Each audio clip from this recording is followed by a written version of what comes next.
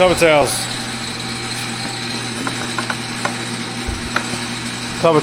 if you know, you know. It does an awesome job getting all this junk off.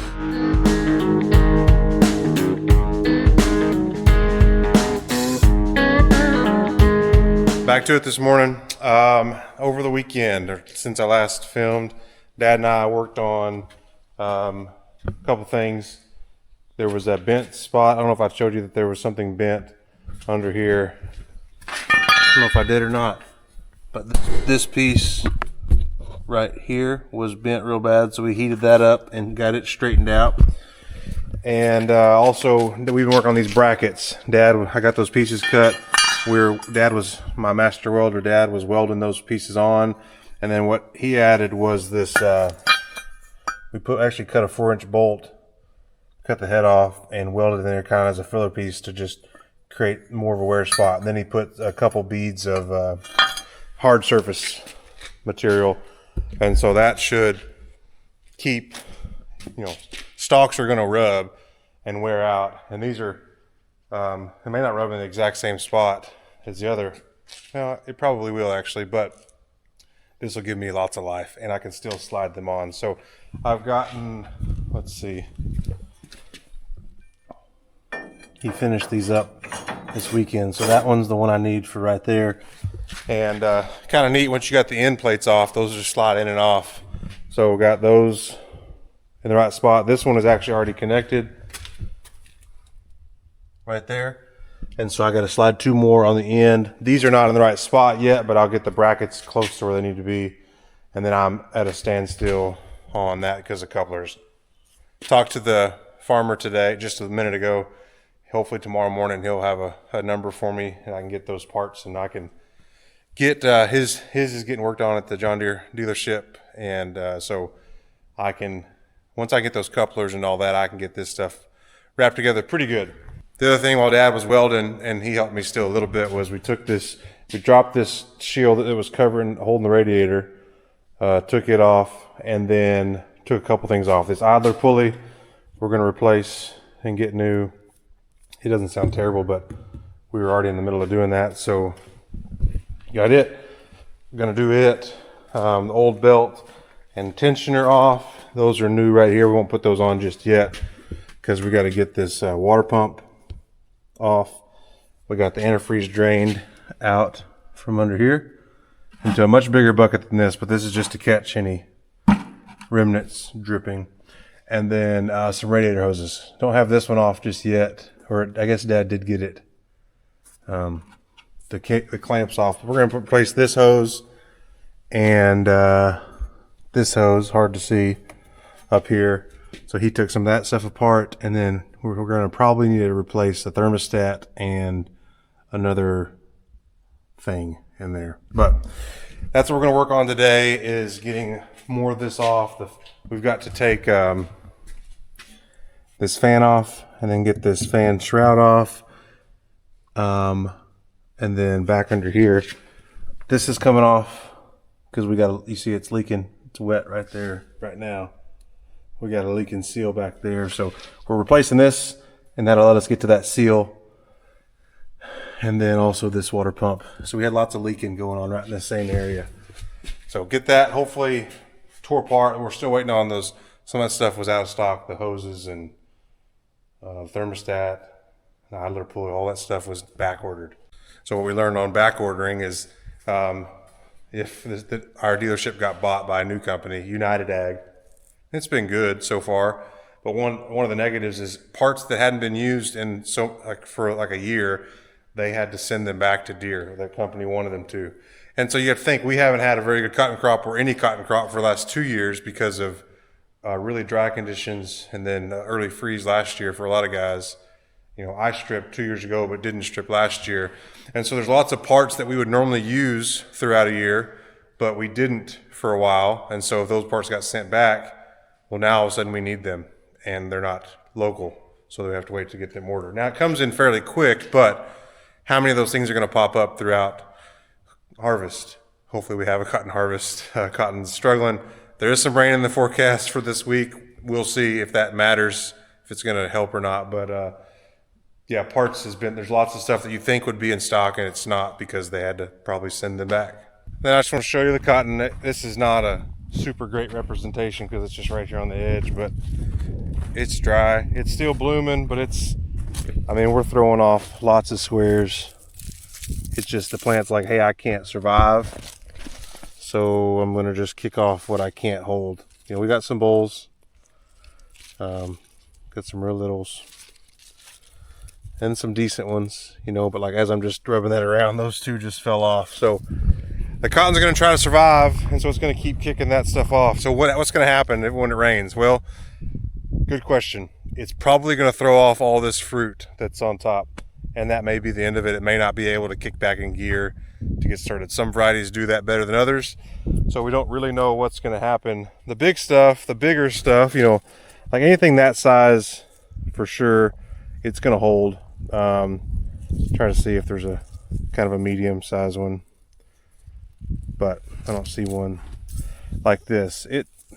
It'll hold. It should probably hold that, but stuff smaller than that, it's probably going to kick off because that rain's going to shock the plant because it hasn't gotten rain in such a long time. Then the cotton plant hopefully will start growing, which hopefully it'll grow not vegetatively, which will make the plant big and bushy and not fruit.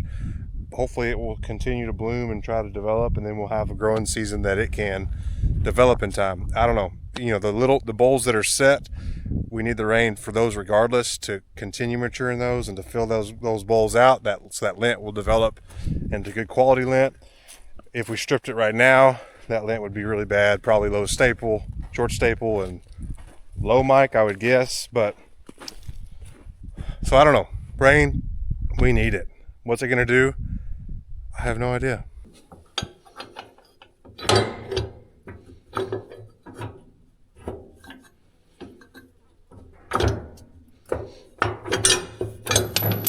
No, not over there.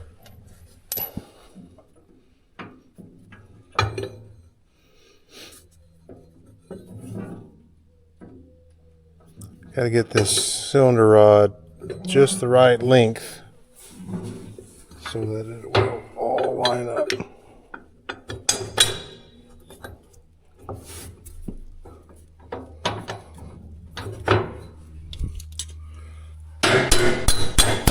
Just like that. All right, the worst part, and it's not terrible, but it's just kind of tricky, is getting these pins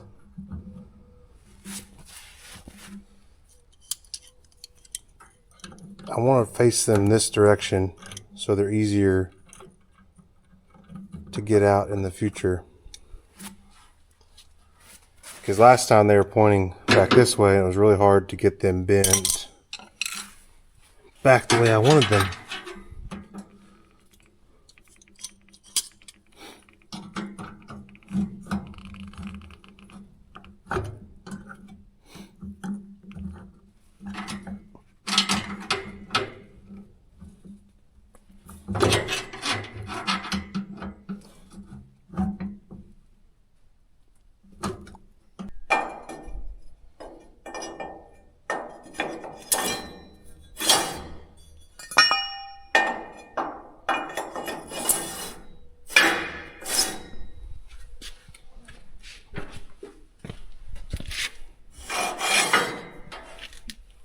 Yeah, those are close. This one I had to do a little bit of persuasion because it falls right on this seam, so I had to loosen some bolts and kind of jack up on this. It's kind of tight, but I think it's close to where it needs to be. Also had to turn these carriage bolts around. The nuts are supposed to stick out on this end, but it would hit right there. So I'm hoping that the nuts on the inside won't hit the auger on the inside. But looking at Dad, that's how he had to do it when he did this same thing to his stripper. So I went to Abilene, what's today? Today's Monday, Saturday, and we watched a movie and I ran a couple errands. And I was looking all over for this Permatex gasket maker we're going to have to replace that water pump and maybe the thermostat. So I needed some of this, not much. John Deere had a part number listed for this and it was $31. And I don't know if it's the it's the same. I think it's the same thing, but how much of it, I'm not sure. chances are it's the exact same thing. This was $4. So you gotta price stuff out. It's crazy what stuff. Sometimes it's just hard to know, because there's been times where John Deere has been cheaper on stuff, and then I could find the exact same thing at a different place locally, and it would be more expensive there. But then there's a ton of times where it's the opposite, where like for bearings, you know, I guess you would say that John Deere bearings were the best, made in America, all good. Well, now they're made by people from all over. Supposedly, even stuff made in China is made to Deere specs, but it's a made in China bearing, and I could find the same exact bearing maybe on Amazon, or maybe on a local place for half the price or less. And so it's like I want to look at the bearing almost before I buy it to see if it's made in USA or made in China or made in Japan. So it's getting hard where stuff is made less and less places, and so they're almost all sourced from maybe the same factory and just labeled differently. And so it's hard, because I don't really want to call everywhere. I want to be able to go to one place every day, every time, and just say, give me these. I need these bolts, or I need these bearings, or I need these things. But you just can't do that, because you will pay way too much at times. It's like there's a foam gas insert on the side of a saw drum in the cotton stripper, and that foam from Deere was like, what was it, like $200? I think it was $200. I got the same exact foam from a different dealer in Lubbock through the gin for what was like less than $20. I mean, crazy. Same thing. And so shop around. All right, so I got this funnel because I think it'll be useful for a couple things, because I don't have anything like it. But the story on this was, I went to 3 different Tractor Supplies to find this. 2 in Abilene and 1 locally here in Stanford. They all said they had one, and the last place, the small one in Stanford, had it. So also got a bunch of distilled water for mixing with the coolant, the antifreeze. You can buy, same deal, like you can buy the pre-mixed stuff that already has the water mixed in, pre-diluted, or you can buy the concentrate and mix it yourself. Well, if you do the concentrate, you actually you're saving like $5. Let me say it the other way. If you buy the pre-diluted, basically you're paying $5 a gallon for the water. That was like $1 something. So I mean, you just, again, sometimes convenience worth it. Sometimes it's maybe worth it just to pay the higher price, but other times it was worth to just go to Walmart and get 15 gallons of distilled water and mix it myself. All right, bouncing around here a little bit. I don't know if I showed you this before or not, but I bought a rear view mirror for the mule, and it showed up broken. This one was not broken, but it's got this sticky junk on it, but there we are. But I think it's gonna work. Something like that is my thinking, and that'll be nice to be able to see obviously what's behind me, but what I'm spraying is my thinking.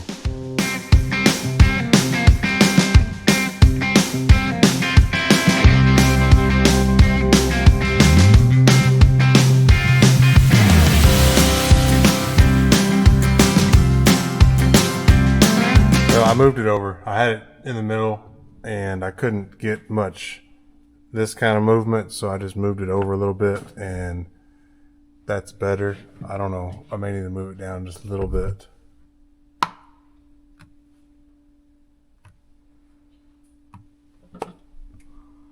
Something kind of like that. That's my view. I don't really want to see my head, or if there's people back there, necessarily see them. I just want to see behind me. So I think that's good. I'm gonna get something to try to get that off. Well, brake cleaner did decent job. Little bit cloudy, but that'll work for now. Yes, there's just stuff everywhere. It's hard, really. It's hard to film. Dad and I are just trying to figure stuff out, and hands are busy. So again, I apologize, but doing the best I can. I'll show you what we did. We got the shroud, the fan out. That was a booger, and it was around the shroud. Those came out together, but not with some persuasion. We had to take off these different attachments. That's where the fan goes. Okay, I'm gonna go to the other side and show you the rest of it.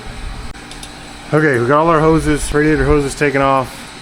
This is the water pump. We started doing some things. We haven't got it off yet. Okay, this right there, look right there. See how it's tapered? That's that thing right there. We had to use a puller. It was on there super tight. We had to bust out the 3-foot pipe wrench to hold the crankshaft from turning. And when it popped off, we kind of got a little dent in this radiator, hoping it didn't mess up the fin. I don't know. I hope not. Hope we don't have to mess with that. But it was on there so tight. Like Dad was holding all he could with the pipe wrench, and I was cranking on it with a brake over, and it finally just popped off. But that seal around that right there is where we're leaking. You don't see anything really leaking right now, but I've got it cleaned up as best I can for now. So we'll replace that. This right here, this seal. We'll replace that, and then we'll get the pump off, put the new pump. Sorry, get this pump off, get the new pump on, and there's some different fittings and things that we'll replace.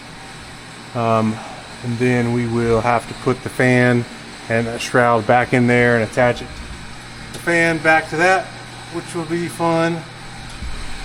And still waiting on the thermostat, and another couple things are not in stock. I need to get those ordered, so those will be ready. So it was a good morning, kind of slow and tedious, but we worked through it. And I'm dirty. You know, mechanics, I appreciate mechanics for what they do. That's a messy job, but glad that we can do some of this ourselves. I'm going to lunch.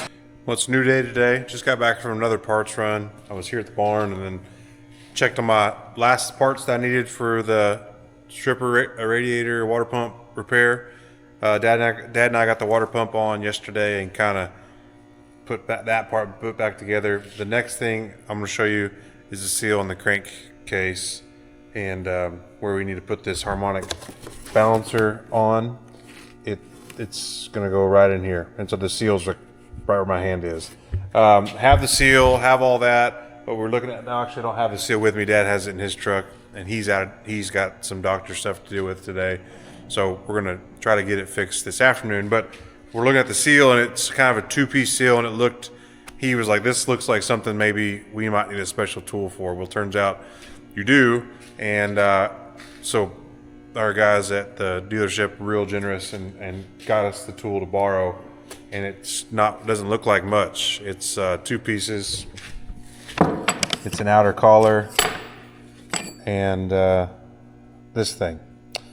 So because you got to drive in this, there's a middle part of the seal and an outer ring that's kind of thin, and so I'm thinking the bolt goes through here, and you kind of tighten the bolt to pull this part, and I guess you got to just hit on this, and I guess that's why that notch is, and maybe why there's some boogering right there, because they missed, they're hitting with a punch. I guess that's the best I can tell. But that part was $700 if we had to buy it ourselves. Thankfully they let us borrow it. If they wouldn't let us borrow it, then we'd have to call service, come out here and do a service call, which would have been the option instead of buying that part or that tool ourselves. So I'm gonna take that with me. Got the thermostat and the idler pulley. That all need to go on. I can probably do that pretty easily. But let me show you. I want to show you these radiator hoses, old versus new. So maybe it's not as big a difference as I thought, but that still is a big difference. Wrong way. Obviously the neck is about the same size, but look how much that's swollen just from use, age, and also the oil probably slinging on there really has made that swell. Okay, under here.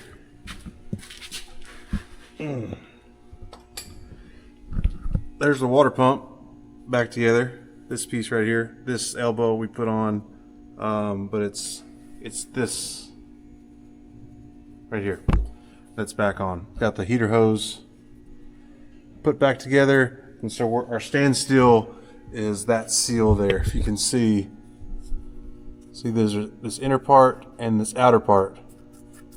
And so you gotta, I guess you gotta also obviously do them in tandem because there's some separation between those two. So what I'm thinking is that this inner seal gets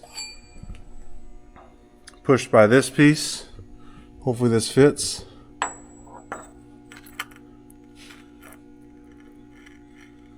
It does the whole thing. So maybe that's how.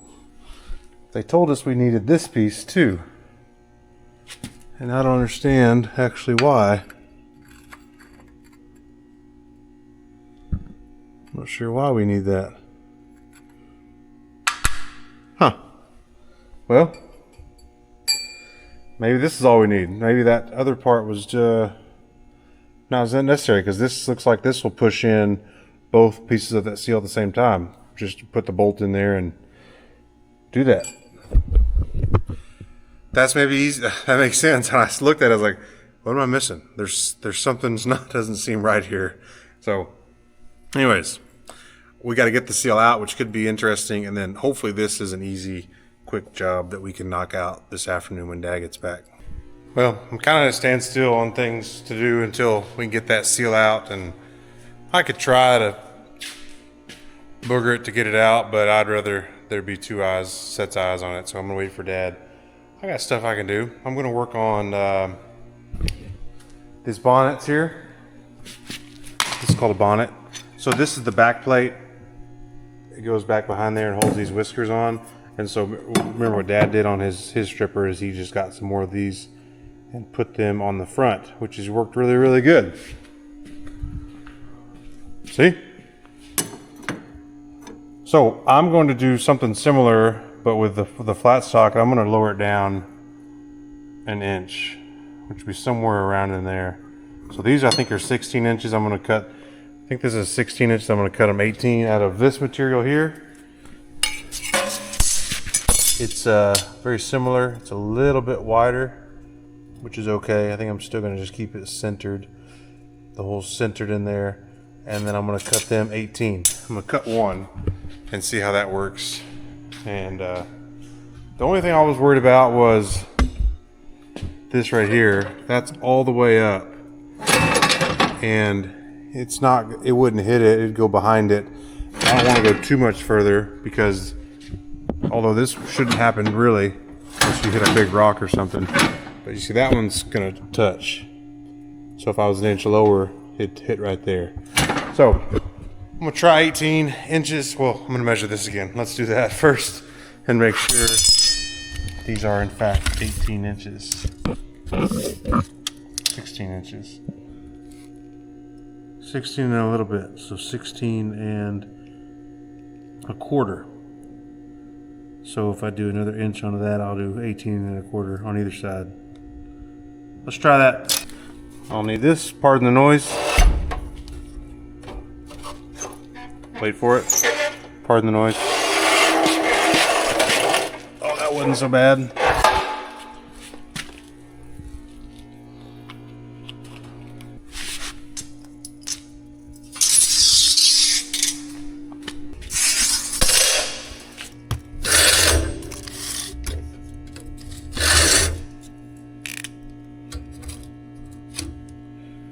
$18 and a quarter.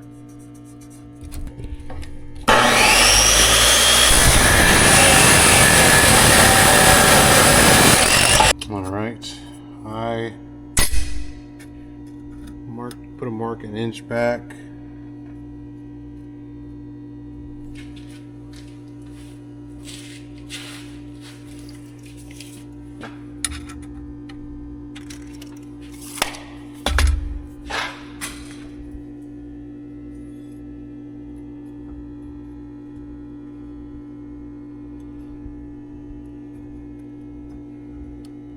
I think that's good.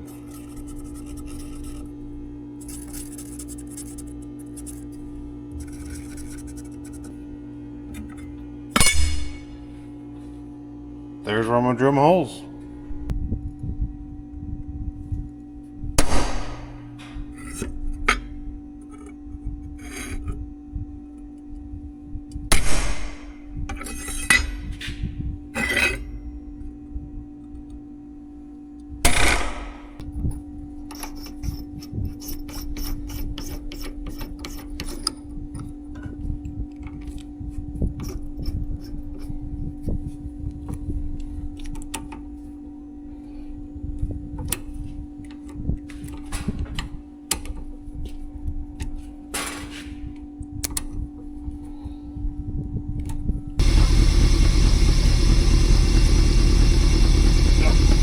not tall enough.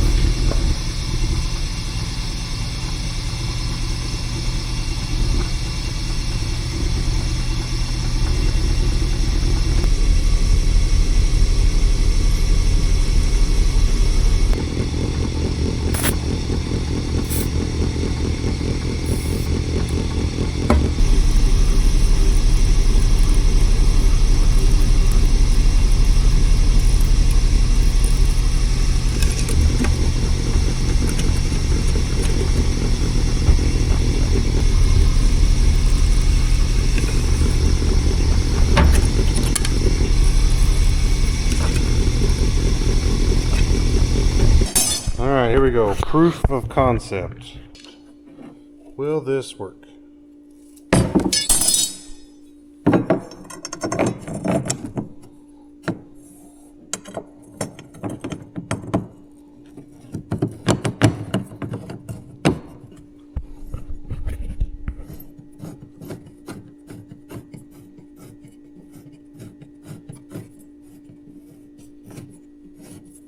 Hopefully the holes are lined up good.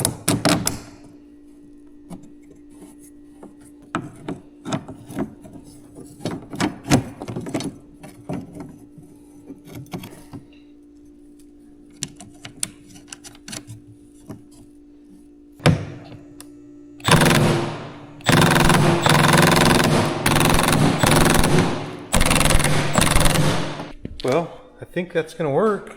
I mean, we won't know until I put it on the units and strip with it, I guess. But I didn't know if I'd have enough threads, but I got a full nut of threads, a little over on all of those, so that's good. I don't know how tight to tighten. I don't want to over tighten too much, but I think that's going to work. That goes down to, you can kind of start to see where that bonnet started to wear in, right in there. So that covers kind of to where that's full thickness right here. All mine bolt heads are sitting flush. I think that'll good. I think that is good. Proof of concept is good.